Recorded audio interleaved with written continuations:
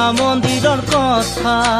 প্ৰেয়সীক মোৰ লগত লৈ ওলালো ৰাতিপুৱা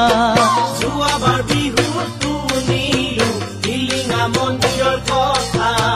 প্ৰেয়সীক মোৰ লগত লৈ ওলালো ৰাতিপুৱা দুহাততে তুলি ললো চাকি আৰু ধূপ ধূনা দুয়ো মিলি মনে প্ৰাণে কৰিলো প্ৰাৰ্থনা প্ৰভু আমাক চাবা আমাকে বচাবা 7 বছৰ পুৰণি আমাৰে ভাল পোৱা 7